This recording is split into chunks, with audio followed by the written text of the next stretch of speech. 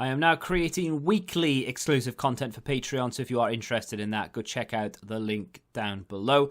And of course, if you want to avoid the random lottery of FIFA points, you want to go straight to the source, buy the players directly, use u7buy.com and use the code TVM at checkout.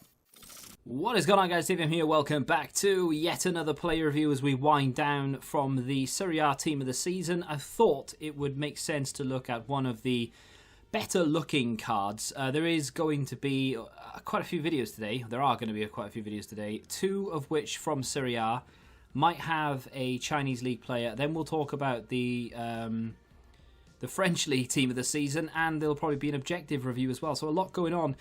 Insigne currently coming in as I'm filming this between 350 and 400. It literally depends on what platform you play on. 4-star, high, medium work rates in the good sense because he's got high attacking. He's right-footed if you were interested, and he is short and lean. Not many players in the game that are useful anyway have short and lean. He's only 5'4".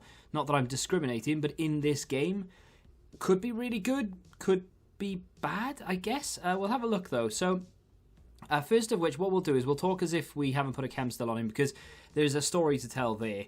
So, with regards to acceleration, 99, sprint speed's 92, the shooting, pretty much, wouldn't say perfect, but it's not far off. I mean, 99 positioning, 99 long shots, 93 shot power, then 90 finishing is very, very good. And that's where the first chem style suggestion comes in. Do you want to boost up that finishing to 99? That would be the first question. The answer is probably yes, but then when you talk about some other things, maybe you want to boost that up. So that's where the dilemma comes in. 96 vision, 93 crossing, which is really good, 94 short passing, which is nice. I don't really feel like you need to boost the long passing. When are you ever going to need to rake a ball 40 yards with Insigne? I mean, he's going to be up front most of the time. There's almost no point to that. And then, of course, the dribbling.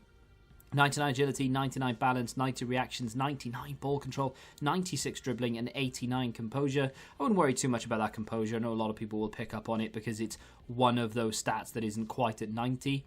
And if it was 90, you wouldn't be saying anything. But 89, oof, unusable. No, I mean, I don't really see that the composure is too much of a problem if it's in the sort of high 80s, low 90s. If and when it's sort of 60, 70, then we can talk about it maybe being a problem. But on this card, I wouldn't really say it's an issue. And then, of course, we go over to the physical. 99 stamina, which is sensational.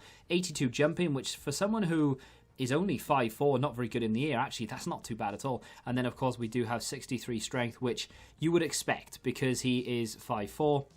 He's got that short and lean body type. How many shorter people, should we say, are very strong? Not very, because it just doesn't go with the territory, and it's no different here. Now, two chem styles in question. First of which, of course, is the Marksman, which does give a 5 plus strength, so that takes up to 68. Jumping goes up to 92, aggression's up as well, not that that's really relevant. The reactions go up to 95, and the dribbling's up to 99, which is very nice. The finishing goes up to 99, shot power 98, and then the volleys 97. So that was my first thought, because obviously there's no need to improve the passing. Deadeye would be useless. Sniper would be pointless as well, because we've already got the balance, the ball control, the agility, and so on. So it kind of leaves you with very little option, but to maybe just go with a Marksman. A Hawk is, I mean, you could argue a Hawk is a good chem style. Plus 5 sprint speed, not that he needs any help in that department. The finishing, however, doesn't go up to 99, it goes to 95. Shot power creeps up to 99, and you do get that strength and aggression. And then the other chem style, of course, was the Architect. Now, this one doesn't touch the finishing, so, for example, if you want to use him purely as a cam or a winger that you don't necessarily intend on shooting a lot with, you bump up that short passing to 99, vision goes to 99. In fact, everything in passing either goes to 99 or in free kick sense goes to 88. So, I mean, that's pretty damn good. Even the long passing goes to 99. That's gone up by 15 points. That's mad. And then, of course, you get that 10 strength. That would be the reason for it. My argument here, as we progress into the clips, my argument is going to be, with an Architect, you do get plus 10 strength, which is fantastic, right? However, 73 strength is still bad. So even if he had naturally 73 strength, I would be complaining about his strength. So is there really any difference going from 63 to 73 if both are still bad? Probably not. Hence the reason why I think Marksman is going to be the play. You do get a little bit of a strength boost if you're interested. And then, of course, we do refine that finishing, reactions, dribbling, and so on and so forth. So, very long-winded explanation, but we might as well go through it and talk about it in depth. For about 400k, I would actually put this card in the very affordable category. Now, of course, it does depend on your personal situation and circumstances. Maybe you don't have, oceans of coins to be able to go and splurge, if you will, on a player like this. But for 400,000 coins, or 350, depending on your platform, to get a card this good on paper is, it's ridiculous, because even last FIFA and every FIFA that you go back, you would be expecting to get worse cards for that amount of money, especially at this time. 400k could buy you a couple of decent team of the seasons, but nothing end game, which is exactly what Insigne is. Fits the game beautifully. His positioning is some of the best you will find in FIFA. It's immaculate. 4-star, 4-star is a dream. The height, we'll talk about it, because there are some plus points and some negative points here, right? So with someone of 5'4" with not really much upper body strength, the problem that you have is obviously that he's going to get pushed off the ball an awful lot. He's not really going to be winning any challenges. Doesn't matter who he comes up against. You could be facing a non-rare Gaia from, is it Valencia that he plays for?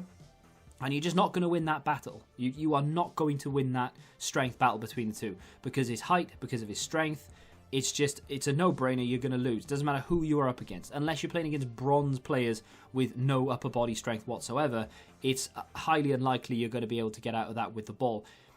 The flip side of that coin is you draw a ridiculous amount of fouls. This guy falls over all the time because he has no strength. But, I say falls over, that's wrong. He doesn't fall over because his balance is really good. But what I mean is, he gets nudged off the ball a lot, right? With that comes fouls. The referee will blow the whistle, his fair share, and you get some really nice free kicks in and around the edge of the area. The beautiful thing about this is if you get the ball in and around the penalty area, and then you shield it, just the slightest nudge, he will sort of move off. He won't fall over because of his balance. Sometimes he does, obviously, if the challenge is hard enough, but he will just get nudged off it because he doesn't have any upper body strength, right? But that means the referee is more likely to give you a foul. It doesn't really work too much for penalties. You can't get the odd penalty, of course, but in and around the penalty area, if you're good at free kicks, you have someone who can take a banging free kick. Insigne, for example, with a certain chem style, or if you've got like a Mahrez or whatever, you can score so many goals and take advantage of that so easily. It is unbelievably good. But do you really want to go and spend 350, 400k on a card just to win fouls? No. So what is he good at? His pace is absolutely electric. There are fast players in this game, and Ryan Kent being one of them. I forgot his name. Kamada? Is that his name? I've probably mispronounced that completely. It's probably like Kadama or something now, isn't it? It's Kamada. Is it Kamada? That sounds wrong. Anyway, it's him. They are both unbelievably quick, and Orsic and all the rest of them. Insigne he rivals that, definitely. There is some degree of maybe in the long term starts to slow down a little bit. That might be due to the sprint speed not quite being up there at 99, but he is very fast. His dribbling, his ball control, his skills, he is super, super responsive, unbelievably crisp on the ball. You can change direction as fast as you like. And his finishing isn't like, it's not top draw, but it's not like, right, I'm going to hit this ball that's going to go in. Like Kamada, for example, his finishing is so good, it doesn't matter where you are, in and around the penalty area, that ball is hitting the target, and it's more than likely going in. Honestly, go watch that review. He's broken. This card is immense, but he doesn't quite have that level of finishing. He's very good on short passing, little tick-attacker. That is a really good way to be able to get through defenses anyway. But then to play that ball to him, maybe do a little pass off, and then he goes down and run the wing. You play the ball down the wing. No one's going to catch him. You can cut inside, drag it back, bang, goal. Every single time. He is so effective in and around the penalty area. If he does get nudged off the ball, you win a free kick. If he doesn't get nudged off the ball, you're in on goal. You can either cut up the goalkeeper, take it round the goalkeeper, or just shoot. Chances are you're going to score. How this guy is as cheap as he is literally beyond me. I have absolutely no idea. I would implore anyone to try and argue why this card is so cheap. A lot of the Serie A Team of the Season cards are actually very affordable. There are only maybe 1 or 2 of them that are ridiculously expensive with obvious reason. But someone like Alejandro Gomez, who is very good, by the way, this card is very reminiscent of that. You know, they've both got similar height and they've both got very similar stats. Yet that card, I believe, is so much more expensive.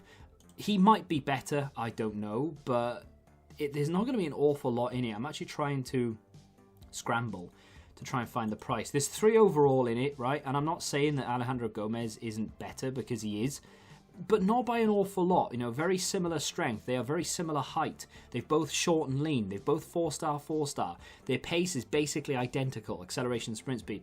The composure on Gomez is better by about 7, but everything else is basically the same. The free kicks are obviously better for Gomez, and he is slightly better, but he's nearly 1 million coins. This card is massively undervalued, and I do recommend it to anyone who is looking for a new winger. There we go. If you have enjoyed today's review, do me a favour and hit that like button, subscribe to the channel, of course, and until the next time, goodbye. Football Index. The game changed. Download the app now.